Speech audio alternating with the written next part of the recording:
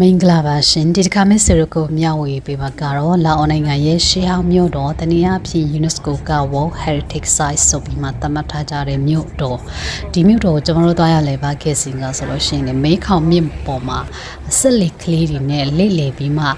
လေပတ်လို့ရတဲ့ခီးစဉ်လေး boat trip ပေါ့နော်ဒီခီးစဉ်မှာဆိုရင်ကျွန်တော်တို့သွားခဲ့တဲ့နေရာလေးတွေအဲ့ဒီနေရာတွေမှာပါတယ်ရှိတယ်ဆိုတဲ့အကြောင်းအရာလေးတွေကိုကျွန်မကဒီမှာမစ်ဆိုရကိုအဲ့ဒီနေရာဒေတာမှာရှိတော့တဘာဝအလားတရားလေးတွေကိုမျှဝေပေးမှာဖြစ်ပါတယ်ရှင်မင်္ဂလာပါဒီကနေ့မတော်ကျွန်တော်ကဒီလာအောင်နိုင်ငံလောင်းခါပန်ကနေသွားလေပတ်လို့ရတဲ့နေရာအနေကြီးကိုသွားရောက်လေပတ်တဲ့အချိန်မှာရိုက်ကူးထားတာလေးတွေကိုမစ္စရကိုမျှဝေပေးမှာဖြစ်ပါတယ်ကျွန်တော်တို့ကတော့မနက်ပိုင်းသွားရောက်လေပတ်လို့ရတဲ့နေရာတွေပဲသွားမှာပေါ့နော်3-4နေရာလောက်ပဲလေပတ်မယ်လေပတ်ပြီးလို့ရှိရင်ကျွန်တော်တို့တိတ်ခွေတဲ့နေရာဘက်ကိုနေ့လေပိုင်းလောက်ကြာလို့ရှိရင်ပြန်လာဒါလေးဖြစ်ပါတယ်ဒီတော့ကျွန်တော်တို့ဘေးနေရာသွားရောက်လေပတ်ခဲ့ဆိုတဲ့အကြောင်းအရာလေးတွေကိုမစ္စရကိုလည်းမျှဝေပေးကြမယ်နော်ဘိုင်ဘိုင်ကျွန်တော်တို့ကလာအိုနိုင်ငံဒီလောင်းခါပေါင်းမှာကျွန်တော်တို့မနေ့ပိုင်းဒီဘယ်လိုပြောမလဲဆိုလို့ရှိရင်သွားရောက်လေပတ်လို့ရတဲ့နေရာတွေကိုသွားတဲ့အချိန်မှာဆက်လေးလေးနဲ့သွားတာပေါ့နော်ဒါကတော့ကျွန်တော်တို့ပေးမှမြင်ရတဲ့ဆက်လေးကျွန်တော်တို့ဆက်လေးရတယ်ကျွန်တော်စီးခဲ့တဲ့ဒီဆက်လေးကိုမောင်းနေစရာကဒီမှာဖြစ်ပါတယ်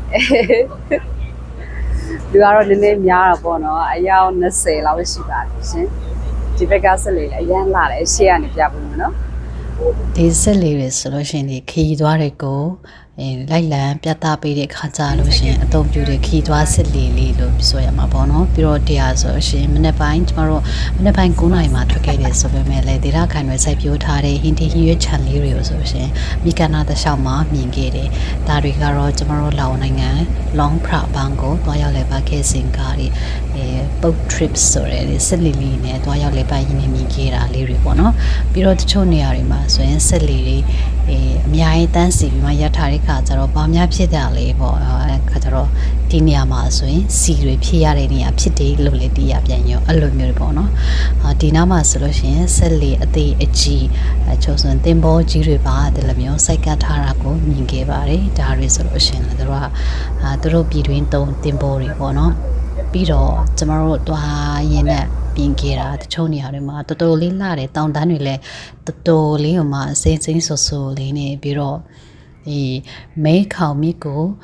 ဖြတ်ပြီးမှတိဆောက်ထားတဲ့မြစ်ကိုတတာအဲ့ဒီမြစ်ကိုတတာကယထာလန်ဖြစ်တဲ့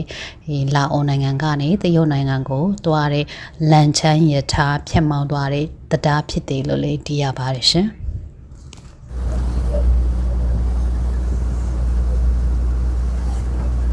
အခုကကျမတို့ကလေဘယ်လိုပြောမလဲဆို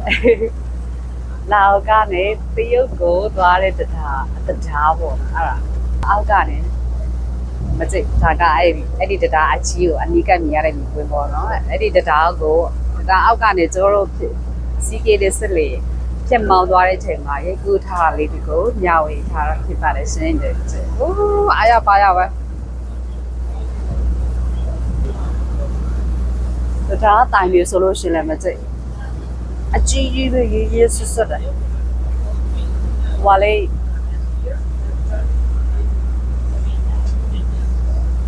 တို့ကမနေ့ပိုင်းမှာထွက်ခဲ့တာဖြစ်တဲ့ခါဆိုတော့လေကောင်းနေတဲ့နေဆိုလို့ရှိရင်လည်းကောင်းလေးရှူဆက်ခွင့်ရတယ်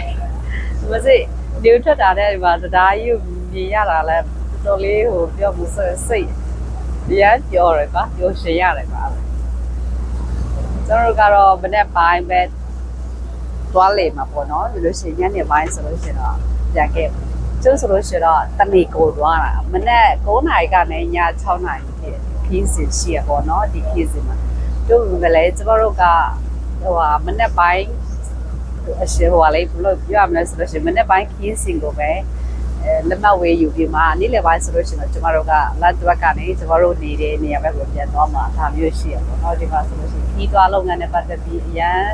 သူတို့တွေအရန်ဟိုမှာတူကြည်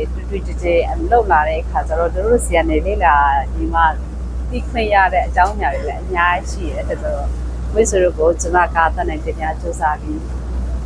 အကုန်လုံးကျမတို့သွားခဲ့တဲ့ခီးစဉ်အကြောင်းလေးတွေကိုမျှဝေပေးပါမယ်နော်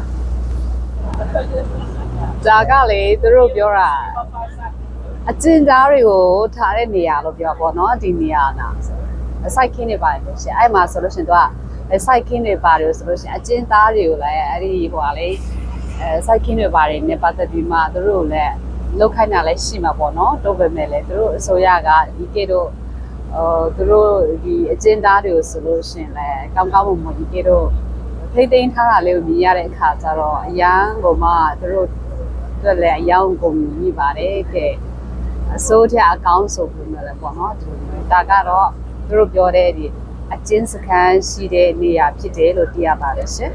ကျွန်တော်တို့တွားခဲ့တဲ့အဲ့ဒီနေ့တုန်းကဆိုလို့ရှိရင်တချို့နေရာတွေမှာဆိုလို့ရှိရင်တော့ဒီလိုမျိုးဝယုံပြင်းလေးတွေပြီးတော့တချို့နေရာတွေမှာစိတ်ကလေးပေါ့နော်စိတ်ကလေးတွေဆိုလို့ရှိရင်အုပ်လိုက်အဲ့လိုမျိုးတွားနေတာမြင်ကြတယ်တော်တော်လေးကိုမှလည်းပြောမှဆိုရင်ချစ်စရာကောင်းတဲ့ဒီတဘာဝမြင်ကွင်းလေးတွေမြင်ခွင့်ရတာဖြစ်တဲ့အခါကျတော့မိတ်ဆွေတို့ကိုလည်းပြန်လေးညှောက်ဝေထားခြင်းဖြစ်ပါရှင်ဒီခေတ်စဉ်ကတော့ဒီမဲခေါင်မြစ်ပေါ်မှာကျမတို့ဒီဆက်လေးကလေးနဲ့တွားရင်းလာရင်းနဲ့မြင်ခဲ့တဲ့မြင်ကွင်းလေးကိုညှောက်ဝေထားတာဖြစ်ပါရှင်အဲ့ဒီနေ့တုန်းကကျမတို့ရေးဒီပထမအားနေရပြောရမှာဆိုရှင်တွားရောက်လေပတ်ခဲ့တဲ့နေရာတွေထက်ကနေပထမနေရာလို့ပြောမှာပေါ့နော်အဲ့ဒီနေရာကတော့ Whiskey Village လို့ခေါ်ပါတယ်ကျမကတော့အစားကတော့သူတို့ဒီကျမတို့ကိုခေါ်ခဲ့တဲ့လမ်းညွန်ကစားနောက်တယ်လို့ပဲထင်ခဲ့တာပေါ့နော်တကယ်လည်းဟုတ်ပါတယ်ဒါကတော့ Whiskey Village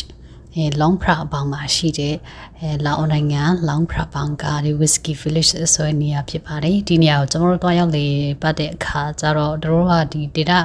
ခံတွေချက်အရက်ကိုမိကေတို့ချက်လုပ်တယ်ဆိုတဲ့ဟာလေးတွေလည်းတို့တွေပြန်ပြီးမှရှင်းပြကြတယ်ကိုကြိုက်နေတဲ့အရာလေးတွေလည်းဝေယူလို့ရအောင်ပေါ့နော်တွားတဲ့ခါကျရင်ဒီလိုမျိုးတရားလေးထိုးထားပေးတာဒီတရားပေါ်ကနေတွားရတာပေါ့နော်မမှုဆိုလို့ရှိရင်ဆက်လေတွေကပြန်ထိကတ်လို့မရအောင်အဲ့တဝိုင်းမှာဆိုရင်ရှင်တွေအများကြီးရှိတဲ့အခါကျတော့လမ်းရှောင်အစမပြေဘူးဒီအတွက်ကြောင့်တို့တွေဒီလိုမျိုးစစ်စင်ပေးထားတာပေါ့နော်ဒါကတော့ကျမတွားရင်လာရင်လည်းဒီတရားကိုဖျက်သွားရင်လည်းရိုက်ကူပြီးမှမိတ်ဆွေတို့ကိုမျှဝေထားတာဖြစ်ပါတယ်ရှင်ဝါလေဘယ်လိုပြောမလဲမချေ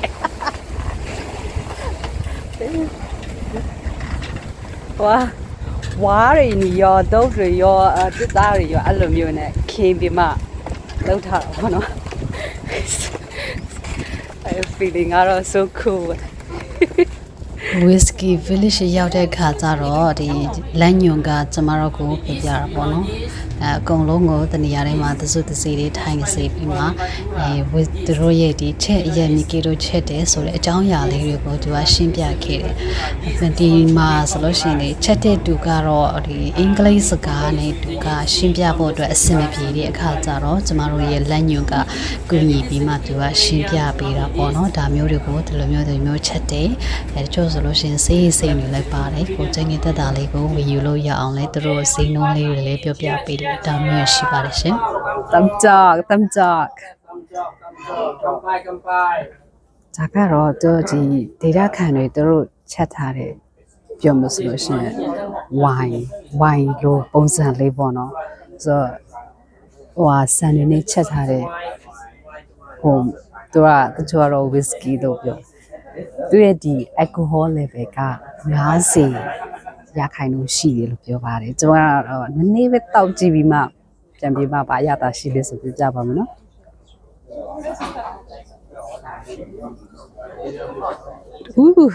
နည်းနည်းတော့ပြင်းနေ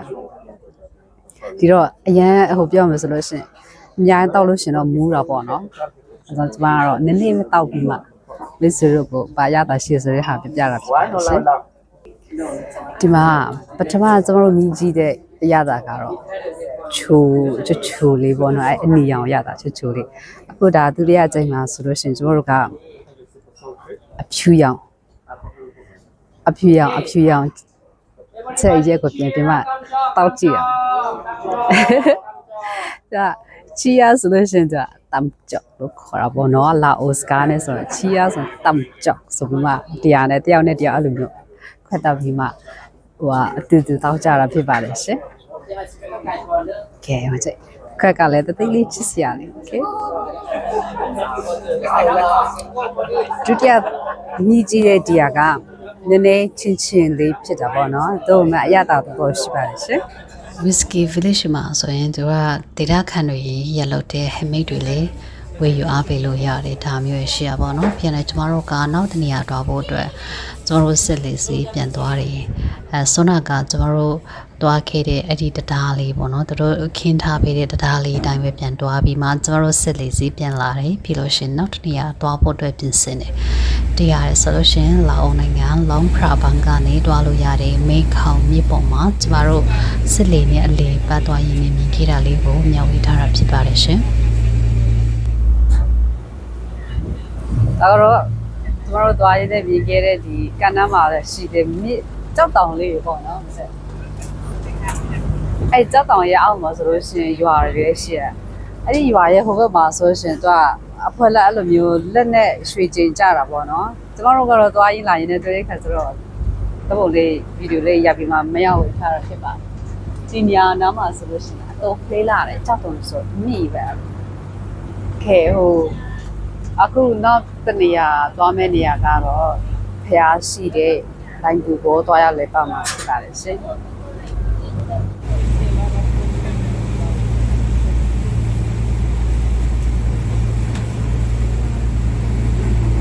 ပြီးတော့နောက်တနေရာက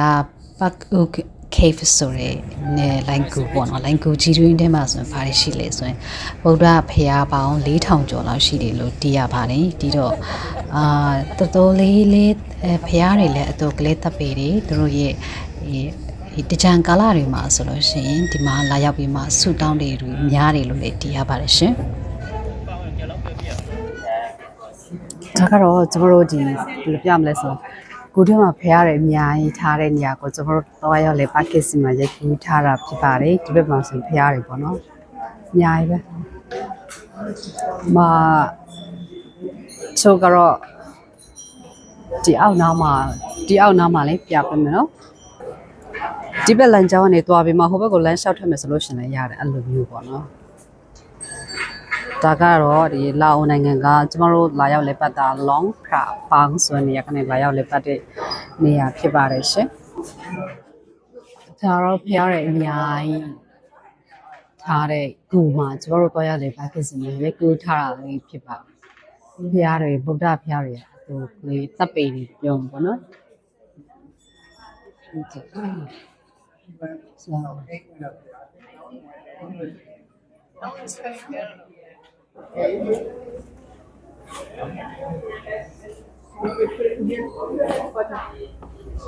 ဒါကဒီအတွင်းထိပ်ကတနေရာမှာပေါ့နော်ကျမတို့လေကားတွေတက်ပြီးမှထိပ်ဘက်ကိုတက်ပြီးမှပေါ်ကနေမြင်ကွင်းတွေကောင်းကောင်းလေးကြည့်လို့ရအောင်သူတို့စီစဉ်ပေးထားတော့နော်ဒီနေရာဒါထိပ်ဘက်ကနေမဖျားတယ်အများကြီးထားတာပေါ့နော်ဖျားတွေကတော့အတုပ်ကလေးတက်ပေးပါတယ်ဒီတော့ဒီနေရာကဘယ်နေရာလဲဆိုလို့ရှိရင်လောင်နိုင်ငံက Long Phra Bang ကနေတွားရတဲ့ခရီးစဉ်ဖြစ်ပါတယ်ဒီလိုပါဆိုရှင်မြင့်ဝင်လေးပြပါနော်ဟုတ်တယ်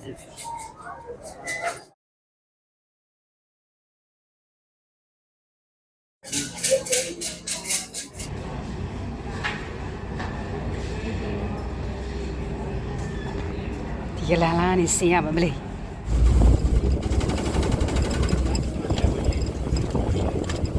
ကျွန်တော်ရဲ့ဒီတတိယနေရာလို့ပြောမှာပေါ့နော်တတိယနေရာသွားရောက်လေပတ်တဲ့နေရာက Elephant Village ဆိုတဲ့နေရာဒီနေရာရောက်တဲ့အခါကျတော့ဗာမြင်တာလေဆိုစင်ကလေးကလေအဲ့မိကနာမှာသူတယောက်တည်းရနေသူစင်ထိန်ကလာခေါ်တာဒါကို तू ကမလိုက်ဘူးစင်ထိန်ကသူ့ကိုအကြာကြီးရက်ခေါ်နေတယ်ဒါပေမဲ့လည်း तू ကချစ်ကန်ကန်နဲ့အဲ့လိုပေပေတေးတေးနဲ့ပြောမယ်နှွေဇိုးလေးပေါ့နော်ဗုဒ္ဓဟူသားသမီးနှွေဇိုးလေးပေါ့ချစ်စရာလေးအဲ့ဒါလေ तू ကမလိုက်ဘူးစင်ထိန်ရဲ့အဲ့လိုမျိုးမြားခေါ်ရင်လည်းမလိုက်တဲ့အခါကျတော့မလုပ်တာပဲဆိုရှင် तू ကအဲ့ဒီသူ့ရှေ့နားမှာရှိတဲ့ခြုံပုတ်နားမှာခေါင်းကလေးဖက်ပြီးမှအဲ့လိုပုံးနေတာအဲ့လိုမျိုးဒီနားမှာပုံးနေတာအခါကျတော့ခရီးသွားတယ်ကလည်း तू လာချောင်းကြည့်ပြီးမှဝေးကနေချောင်းကြည့်ပြီးမှ तू အဲ့လိုမျိုးကြည့်ပြီးမှတပ်ပုံတွေရိုက်ကြတာပေါ့နော်စင်ဆွေတွေလည်းအတော်ကလေးလာတယ်စင်ပေါက်လေးဆိုလို့ရှင်ဒီလိုမျိုးတွေပေါ့နော်ပြော ကျမတို့ကဒီမှာနေလေးစားစားတယ်စင်ကလေးတွေကိုကြည့်တယ်ဒီလိုမျိုးပေါ့နော်ဒီနောက်မှာအပန်းဖြေပြရနေ long program ဘက်ကိုပြန်ပြီးမှလေ့ပြန်ခဲ့တယ်တချို့အဖွဲ့တွေကတော့တခြားနေရာတွေဆက်သွားကြတယ်ပေါ့နော်ကျမတို့ကတော့နေ့တစ်ပတ်ပဲသွားတာဖြစ်တဲ့ခါဆိုတော့ဒီကနေပဲပြန်ပြီးမှလေ့ပြန်ခဲ့တယ်ဒီတော့စင်တွေကလေစင်ထင်းတွေကလည်းအတော်ကလေးပါနတ်တယ်ဖြစ်တဲ့ခါဆိုတော့စင်တွေကလည်းအတော်လေးလိမ့်ပါတယ်ဘေးစင်ထင်းတွေကဘေးမှာဆိုတော့ထက်ချက်မကွာအဲ့လိုမျိုးလိုက်ပြီးမှစင်တွေလိုက်ပြီးမှထိမ့်ထိမ့်ပေးတာအဲ့လိုမျိုးတွေပေါ့နော်ဒီတော့ကိုရရဲ့ဒီလာအိုခီးစင်မှာဆိုရင်တော်လေးပြောစရာကောင်းခဲ့ပါတယ်ဒီတော့မိတ်ဆွေတို့လည်းကျမညဝေထားတဲ့ဗီဒီယိုလေးတွေဝင်ရောက်ကြည့်ရှုပြီးစိတ်ချမ်းသာကြလိမ့်မယ်လို့မျှော်လင့်ပါတယ်ဝင်ရောက်ကြည့်ရှုပေးတဲ့မိတ်ဆွေအားလုံးကထူးကျေးဇူးတင်ရှိသလိုအားလုံးလည်းနှလုံးစိတ်ဝမ်းအေးချမ်းကြပါစေရှင်နောက်ဗီဒီယိုလေးတွေမှာလည်းပြန်ဆုံကြပါမယ်နော်ဘိုင်ဘိုင်